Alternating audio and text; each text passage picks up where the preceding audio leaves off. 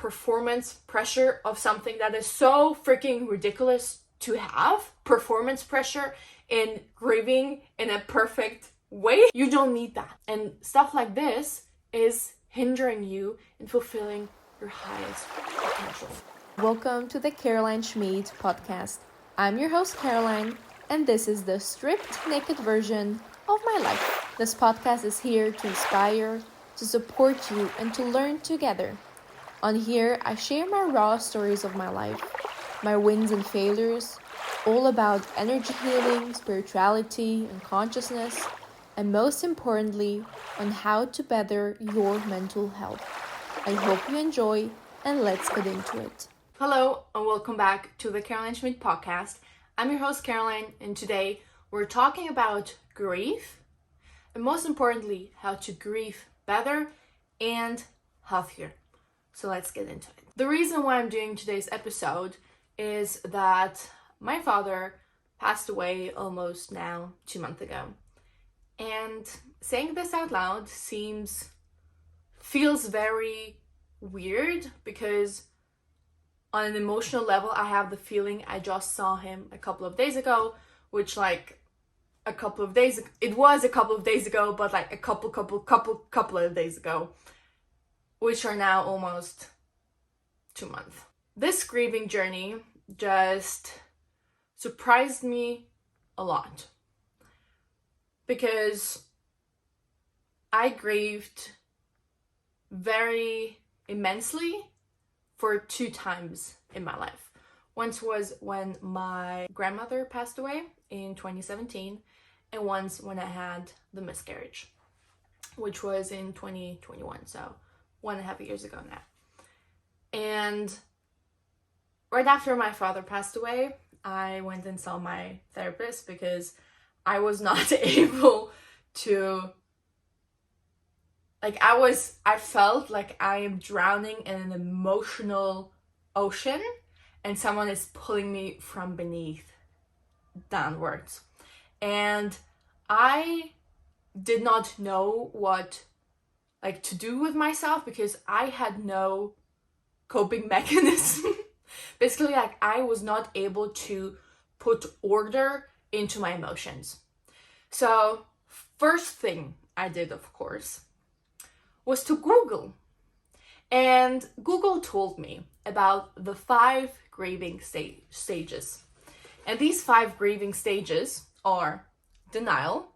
So when you are in a mood of what the fuck just happened, this cannot be true, like someone is playing a joke on me, like they will just, what was going through my mind was like, cut, like scene over, he can now come back, basically. So that's denial. Stage 2 is anger. Stage 3 is bargaining, which means that you're basically like talking to a higher power or God and bargaining that you just want to see that person for a couple of days, and then for that you will do XYZ, stuff like that. Stage 4 is depression, and stage 5 is acceptance, which for me is also acceptance / viewing the entire situation from a spiritual point of view. So when I was going through acceptance, I was like, okay, yeah, it happened. Like, it's just his physical body that he left. Like, he's not his body. And for me, surprisingly, I had a lot of issues with that, which I did not think that would happen because I am, in general, someone who is very on a spiritual path and always thinks about the big picture, or when I'm in a situation which just drags me down, I'm like, okay, go into big picture mode. What is the learning in the situation? What is the teaching in the situation? Why is this happening in your life? What can you learn from it? And not be in the problem. So I thought with acceptance, I would be more accepting of, okay, this is his physical body that he left, but he's not the body, he's the soul. So I Googled these 5 stages, and Google told me that you will go through stage 1, then go in stage 2, and so on until you are in acceptance, so stage 5, and then your grieving process is basically finished. Where I was going in the first 3 days after my father died, I went through all of these 5 stages in a couple of minutes, and then the same roller coaster began again. So what I read on the internet did not at all resonate with what I was experiencing in real life. So I made an appointment at my therapist, and he basically told me that these 5 stages, this model, is a very old model, old viewpoint on grief, and that what a healthy grieving process looks like is that you go through these 5 stages, bam, bam, bam, bam, bam, all the time, and it switches. What I took from that conversation is that me grieving this way is okay, which, I don't know, like took a huge burden off of me, because I thought I had to, and this may sound very weird, but from my family, I always had like the pressure that I need to perform. And so this like performance pressure that I still have in me, I thought I needed to perform well in grieving. And I'm saying this out loud for the very first time, which my mind is like, what the fuck? Like, everyone grieves how they want and how it is best for them. Yes, but still in me, I have like a little program that I will gonna work on after this episode, is that I felt that I needed to perform well in grieving. That it had to be logical, it had to be like a step-by-step guide, like very, like in order, basically. Because also my mind likes when I know what the plan is, like I'm not being surprised, I can control basically the situation, because then I feel like I will have less of emotions which arise out of nowhere, because I know, okay, this happens then, etc. So my therapist telling me that how you grieve is normal, is totally okay, and is healthy to switch those stages all the time, was like, okay, how I'm grieving is okay. Like, I don't need to follow like a protocol or something. We already come to the number 1 tip, is basically to go and talk to someone about it. And I've talked to my husband, of course, a lot about it, how I was feeling and stuff, but it was not like enough, basically. And my husband doesn't have like education and all of this psychological stuff. So I wanted to go back to my therapist, because before my dad's passing, I've already been talking to him about the entire situation, because it was a quite difficult situation in his last few days and weeks. So he knew what was up, basically. So number 1, go and talk to someone. Go and talk to someone who you trust, and go to someone who will listen to you. Because often what I realized is sometimes you just need to get the stuff out of your body, and they just listen. They just like hold the space for you. Number 2, connect with the soul of the past loved one.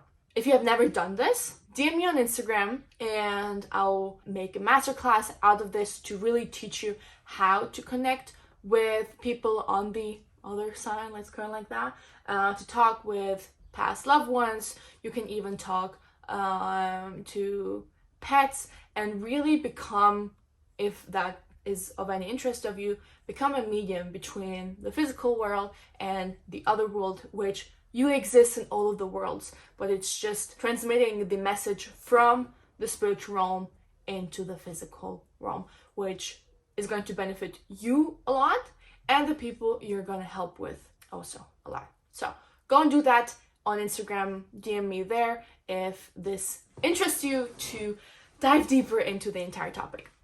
So what I did already before my father passed away is to talk with him on a soul level. Before my father passed away, he was more unconscious than conscious, and he was not able to stay conscious for a very long time. So once I went to visit him and he was asleep, and I did not want to waste that time. I was like, okay, let's make something out of it. Let's have a conversation. And it's not something that is like, I do not talk out loud or something. It's really communicating on a soul to soul level, which may sound like, for me, it sounds like I'm talking in my mind. But I'm, of course, redirecting my energy, my intention onto his higher self, his soul. And the reason why I did that is because my father was in a very bad health condition or health state, but he was still there. The answer for this for me was the reason him still being here means that there are still unresolved things. Okay, from my side, I still had some things that were unresolved, so this was a really good opportunity for me to talk with him about these things. And also, most of the questions were questions that his physical being would not be able to answer. Like, if I talked with him face to face, he would not answer these questions because, number one, he was a very logical 3D kind of person, or in this life, let's say it like that.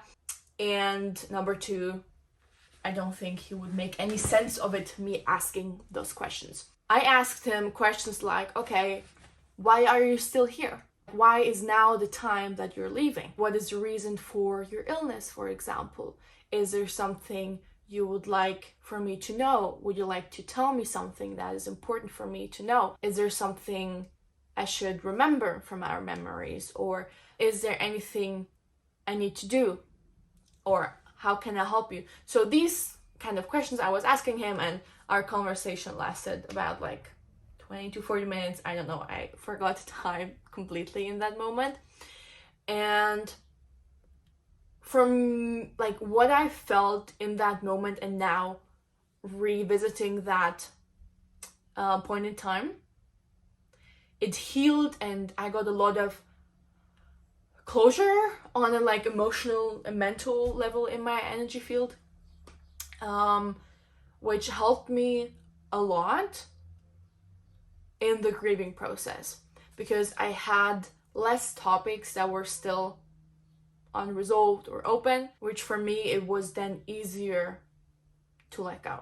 And I don't want to say that it was easy at all, and I'm still in my grieving process, but this closure that you get, I think, is very healing. And I mean that in any situation, because you can just, I don't want to say move on with your life, but you can like round up the topic and move to the next one. I don't know, this sounds very harsh when I say it in that way, but I hope you understand what I mean with like round up the topic, and you're like, okay, it is how it is basically, and move into the fifth stage of grief, to the acceptance part. I communicated with him when he was still alive, where at this point he was not, or what I felt, he was not completely in his body. So what happens a few days before the soul completely leaves the physical body is that it travels. Okay, it travels in the spiritual realms, and what happens is that the soul is not totally in the body. What I felt with my dad is that the soul was moving out of the body upwards through the crown. And then after my dad passed away, I, of course, had a lot of conversations with him. They were much shorter and in a different kind of emotional state, of course, because I went through as I said, all of the grieving stages where I was like blaming him for my pain, which I think is totally normal because it's like what I was thinking. Basically, it's his fault that I am in pain because like he passed away. I felt that on an emotional level, but on a logical level, it sounds very childish to say that. But I want to be really honest with you, guys. I had a lot of also angry conversations with him where out of nowhere, I started to revisit old memories, which was on the one side, it was very healing and positive and just like reminded me of how many positive memories I had and experiences I had with him, he being my dad. And on the other side, it also reminded me of a lot of negative memories that I had, which of course a lot of negative emotions arose through that. I started to blame him. I was very angry with him. I had very direct conversations, as you can hear from that, with him, which in the stage that I am right now, I am not at the full closure part, as you may see or hear, which is okay. But right now, I am already much better than I was a month ago, 6 weeks ago, 7 weeks ago. So the one thing that I would really recommend you doing is to seek the communication with the soul, the higher self of the person, of the pet, whomever. Let's do the exercise, okay? In the masterclass, if you have more questions, I can go more into depth, but I want you to know this, so let's do that. I want you to close your eyes. I want you to move your awareness into your heart center. And now I'd like for you to see how your heart center gets bigger and bigger. It's like a pulsating ball of energy. And I would like for you to send out the message, now moving to your crown chakra, which is on the top of your head, and to send out straight basically into the universe, which is in your upper column, okay? Below your body you have the lower column, and in your physical body you have the central energy channel. But for now, we're not educating on that right now. But for now, you're at the crown chakra and upwards into your upper channel. You send out the message that you'd like to connect with, and now whomever you like, okay? And now, the moment you think of that person, or a pet maybe, the soul, the energy of the being is going to be around you. And maybe you feel a presence, maybe you feel like a warm hand on your left shoulder, maybe you hear their voice, maybe a memory of them, with them comes up, maybe you hear their laughter, maybe you smell their perfume. So whatever it is, trust that first instinct that you have. And then I want you from your heart, so refocus on your heart center. And if it makes more sense to you, you can visualize the being sitting in front of you or standing in front of you. And now from a heart-to-heart basis, you talk to them. And you don't need to say that out loud. If you like, you can do that. And ask them anything you want. You can start with, hey, how are you? Why are you here? Is there anything that you'd like me to know? And trust the first thing that you perceive. That could be a voice, so them talking back to you in an auditory way. That could be them showing you a picture or giving you a gift, and you open that gift and there is something that means to you something. And also I need to mention that if what you perceive does not make sense for you right now, that doesn't matter, because you receive the energetical information from the being right now, and that information is being unpacked in your energy field. So if you do this exercise, or you revisit by opening the gift in a couple of days maybe, you will understand the message, the thought behind the gift or whatever you just perceived more than right now, okay?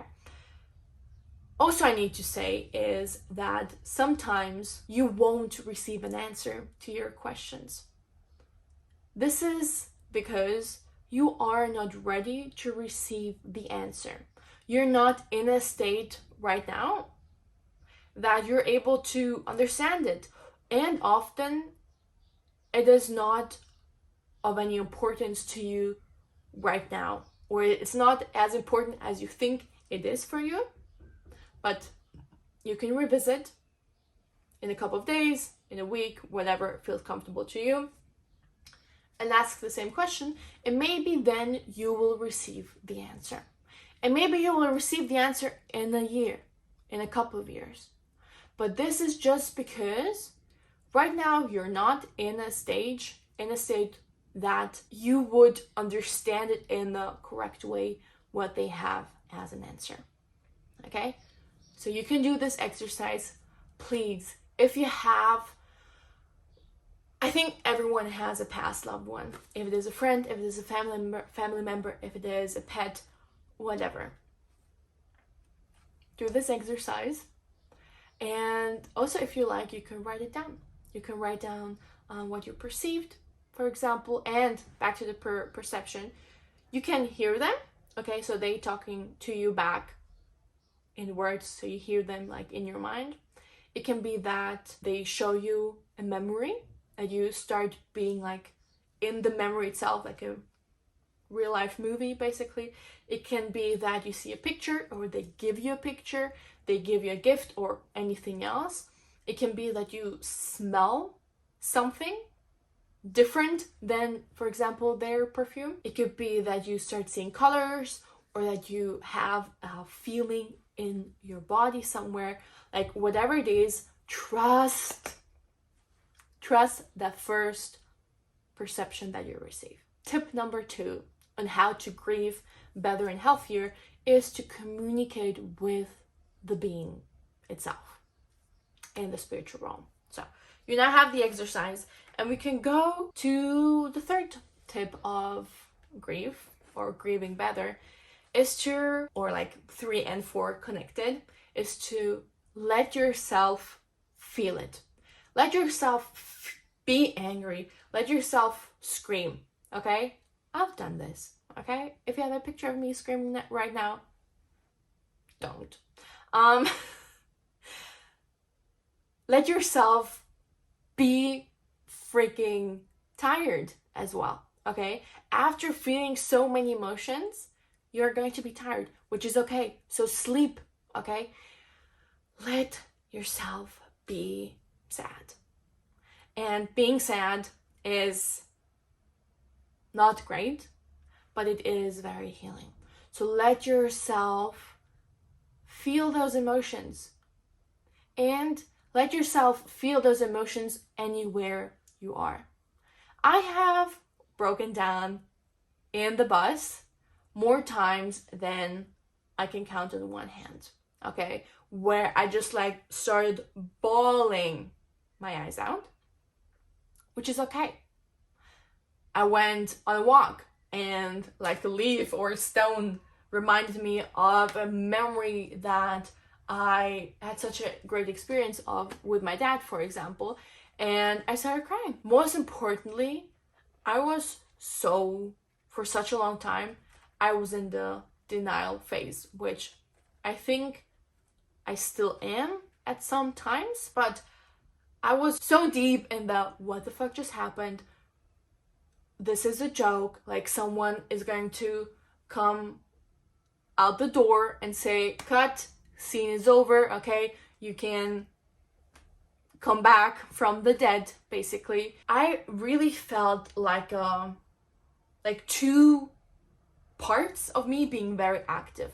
One, the emotional side, which was not able to believe everything that happened.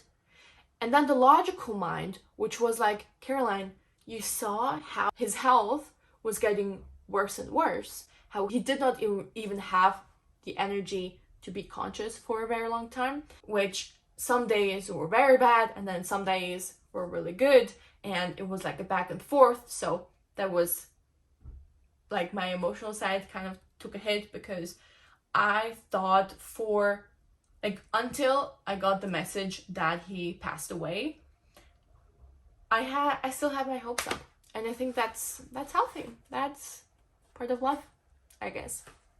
That I still believe that he's going to get better. He just needs time to rest after everything he went through, which is not the case. And my logical mind and my emotional side were like fighting a lot, because the logical mind tried to convince my emotional side of the reality, and my emotional side was giving the logical mind a lot of examples why it was not true, which I have other things to do in my life right now than to hear like two voices fighting with each other. But letting myself feel those emotions, letting myself have these conversations, I guess, in my head, really helped me. And to not be afraid or as well ashamed of showing emotions. No, like if you are sad, be freaking sad, okay? Like it's okay. It's okay. It's normal to grieve that way. And if, for example, you're not sad right now, this is also okay. And I had several days where I was not sad and I was having a good time in my life, and like good things were happening. I was laughing a lot. And then my therapist calls it the inner critic. Tells me like, Caroline, how dare you laugh when your dad just passed away 2 weeks ago? Like, how dare you have a good time? Of course, blaming myself was not healthy. But then the other side of like my logical mind, my like bigger me, my better me, let's say like that, came and said, okay, your dad would have wanted you to have a good time. Won't you remind yourself to know that it is okay. It is normal to be happy, to like enjoy your life while you are in a grieving process. So that was number 3, which I want to connect with number 4, is to revisit old memories. Because like so many memories came up that I had totally forgotten about. And I started to look for old pictures of my dad, and I still had some pictures in the cellar, like baby pictures and stuff like that, which me now being a mother, for example, just like brought up another level of emotions and another level of gratitude for him, because raising a child is not easy. But raising a child gives you and brings you so much love as well, and gives you so much strength, and just like fills, like makes, I don't know how to say, like it makes life worth living, I guess. Seeing a part of you, a little you, just like walk around, and my son is now growing his first tooth. Then memories are coming up, for example, of I know the first time that a tooth fell out, for example, and then my dad was always playing the tooth fairy, and just like things like that would just like make my heart warm and like hug. It hugs my heart. Revisit, look at old pictures. revisit memories and really allow yourself to go down that memory lane. And at the same time, let yourself feel those emotions, because they will arise. I can guarantee you that. But it will bring you so much joy. And as I said in the beginning, through looking at old pictures, for example, through revisiting those memories, a lot of negative memories also came up, which is part of the entire picture, is the entire picture of the relationship between my dad and me. And through that, a lot of other emotions, of course, came up.